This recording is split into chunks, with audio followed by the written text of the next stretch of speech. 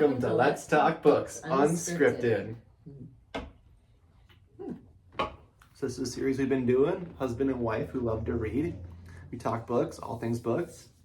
This is unscripted, unedited, so what you see, what you hear, that's what you get. What are we drinking today? Can you say the name 3 times fast? No, I won't be doing that.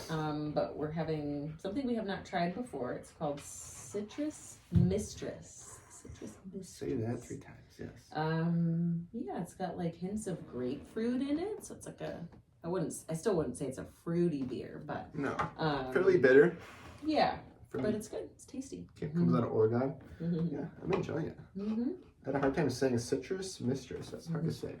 So let us know if you're. I was thinking about this the other night when we got off of here that maybe you're not drinking anything. Maybe you're snacking on something. Are you like a late night snacker? We normally aren't, so I don't always think to ask that. But maybe you're having a drink and a snack, or I guess it depends when you're watching this too. Snacking. If you're watching this in the morning, you know you might be having coffee. Maybe you're having coffee or breakfast of some kind, but smoothie. But yeah, let us know.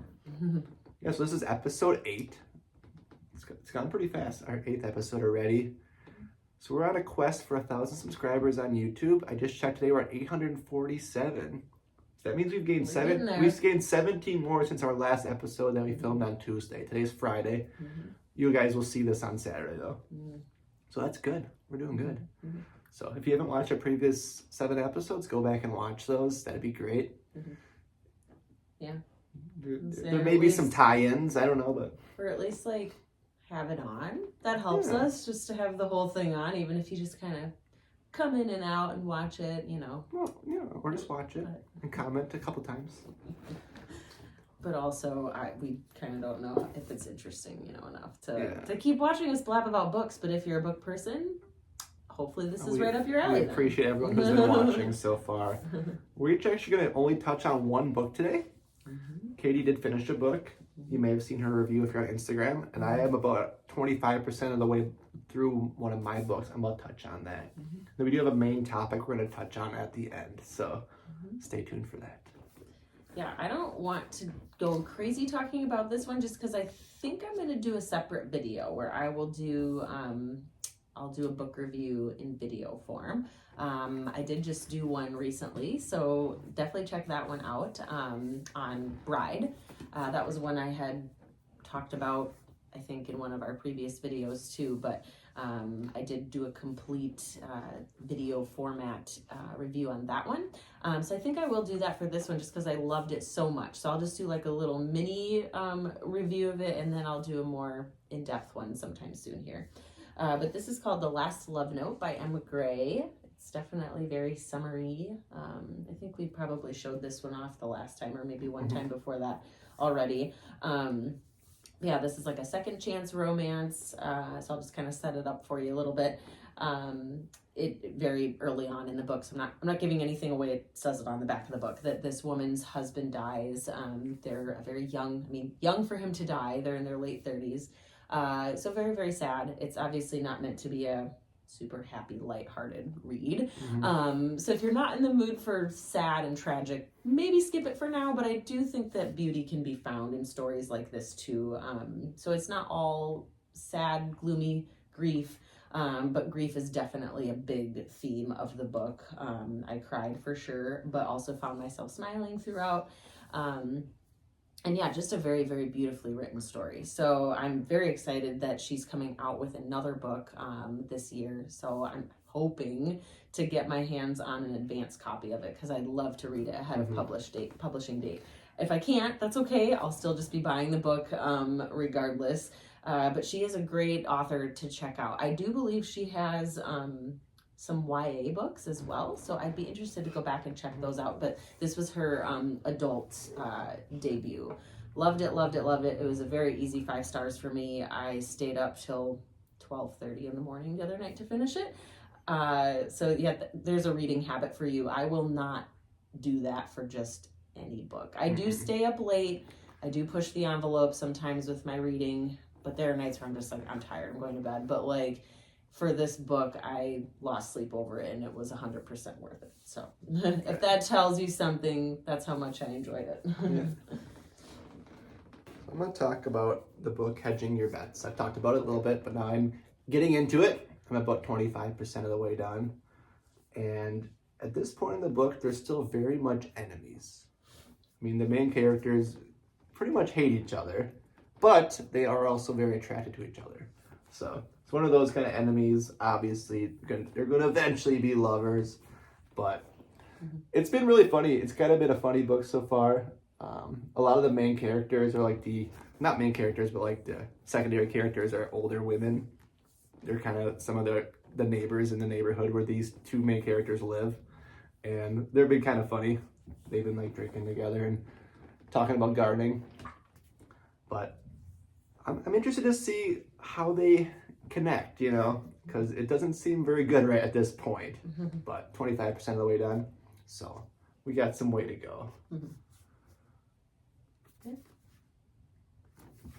I like the cover of that one. I know, it's so nice. Very springy. Yeah, he was ripping out their hedges with his truck. So that's one of the reasons they became enemies. So it was not a good look for him. I don't think he's gonna ever live that one down. So you want to dig into the main topic? Sure. Yeah. So last time we talked about kind of some of our reading habits and like go-to genres, but Corey thought it'd be cool for us to touch on like what ultimately draws us to a certain book to buy. Like, how do we know we want to buy it? For me, most of the time, I'm not a random purchaser. I mean, not that I won't go into a bookstore and find a book that I've heard nothing about and buy it. But typically that's not the case for me, even though it's like, it is tempting to like buy a book even just based on its cover alone. But I just don't really do that because I feel like I have to pick it up and read the back. It's not like I can just go grab a book off the shelf and be like, I really like that cover, I'm gonna read it. Even though I talk about covers a lot on here. But it's like both. And, I love the cover, but I also read the back and I know what it's about and I'm pretty sure I'm gonna like it. So for me, normally my book shopping is planned, I guess you could say. It's a book that has been on my radar, so I already know about it. And I go to the bookstore with the intention to buy it. So that's kind of typically my preference. But it's not like I won't ever veer off course or anything like that. Yeah. I think for me, it's more impulsive. Like I'll hear about a book somewhere or I'll see a book I like on Goodreads and I'll just like have to have it, And I've talked a lot about judging a lot of the rom-coms I read by their titles. And I'll see a book maybe at a different bookstore and I'm like, I love that title, I gotta have. And then I'll wanna just have, like, I become so like infatuated with a book that I just want to have it, even though I may not even know much about it. Or like tell Katie, like if you see a clever title at the bookstore, get it for me. Yeah. So it's more I definitely more impulsive for me. Or I'll hear someone talk about a book maybe on YouTube or on Instagram, and I'm like, that sounds good. So I'll add it to my Goodreads TBR, and I'll just want to buy it, But that's planned too. Yeah, it is. If you see it ahead of time. It is planned, but a lot of times I may not even be super in tune to what they're about, though. Yeah, that's true. It's just more like I get what it looks like. or I read a good review on a book, or I just like the title, or I'm just like interested by maybe the synopsis of the book. Yeah. So I'll want to buy it. We do go to the bookstore sometimes. That's one of the things we do is a day date. We'll get coffee, go to the bookstore, and we'll peruse, and we generally will leave with one. Sometimes it's on Katie's TBR, sometimes we just find one. Or I'll tell her, I'm like, I'm going to find the cleverest rom-com title, and I'm going to get it. And then I'll sniff it out, and I'll find the most clever one, and that's what I'll end up getting. Yeah. For me, I mean, ever since I've been a part of the Bookstagram world on Instagram, somebody asked me that recently, by the way. They're like, that's a thing? Or they didn't know that there was like almost like a separate world on Instagram that is called Bookstagram. I'm like, yes, very much is. It exists. I love the book community over on Instagram if you are on there as well.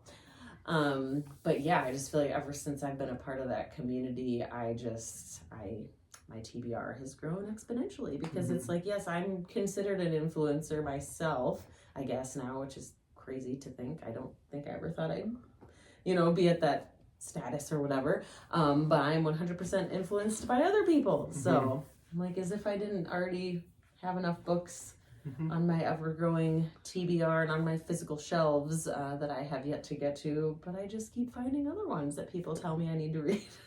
Yeah, well, it's a good way to branch out. Like maybe branch out of your typical genre or your typical style of reading. You'll see someone talk about something like, that does sound interesting. Yeah. So you can maybe branch out a little bit out of your comfort zone. And, take someone's recommendation, because a lot of people, on Bookstagram, they know what they're talking about. Or on BookTube, that's the YouTube. BookTube on here, yes. Or the book talk, or book Twitter, whatever you're into. Yeah. But there's just a lot of people talking about books, and obviously you're going to get sucked in, and you're going to, want to read more books, and that's the point of it. And so that's what we're trying to do here, too. Encourage people to read more, but also, giving them some ideas, recommendations. Curious to know how you are as a book purchaser, maybe where you prefer to get your books, or if you're more of a library user. I feel like we're going to touch on this topic a little bit more in depth in a later video, but yeah, I have a hard time with the library because I don't like to be put on a deadline, because I'm a big mood reader. And there's just something to be said for like getting to keep your book. I know that's not important to everyone. It's like you're a reader no matter what. So like you're still getting that in for, you're getting to enjoy, your book, no matter what. I shouldn't say your book because it's not your book if you have to return it. Exactly. I should say a book. You're still getting to lose yourself in the fiction world if that's your jam, or nonfiction or what have you. And again, it's maybe not super, super important to some people to get to then keep that said book. But for me personally, it is. So if that's you too, yeah, I'd love to know. Or I guess like one way to put it would be how do you decide if it is one that you maybe just want to get from the library versus buying it? So, because that's happened to me too, where I'm like, okay, I do want to read this book, but I'm like, do I feel the compulsion to own it forever and have it on my shelf? And if my answer is, I'm indifferent, then yeah, I'll check it out from the library. And yeah, I'll do that. I just don't do it super often. I use the library more for audiobooks, but I will, on occasion, grab some physical books from there too. Yeah. So this is episode 8. Maybe episode 10 we'll do our big library episode. Library versus. We're going to talk about. Not to pit them against one another. Yeah, we get so many comments on our Instagram about why don't you just go to the library? And we want to talk about that. Yeah. We're not going to dig into it now. Maybe episode 10. All right. So 2 more episodes we'll talk about that. Yeah. Because I don't know, it might be a touchy subject for some people, but I think for us it's an easy reasoning. But let us know what you're reading. Yeah. A little shorter episode tonight. That's good. We're getting a little lengthy. We're at about 13 and a half minutes. Chatty Cathy's on the last couple episodes. If you made it this long, please comment below. Remember, comments are the best. We love comments. It helps the algorithm somehow tremendously. Even if they're negative comments, we still want them. Because those happen too. All right. But I think that's it for tonight. Thank you for watching. So we will see you next time.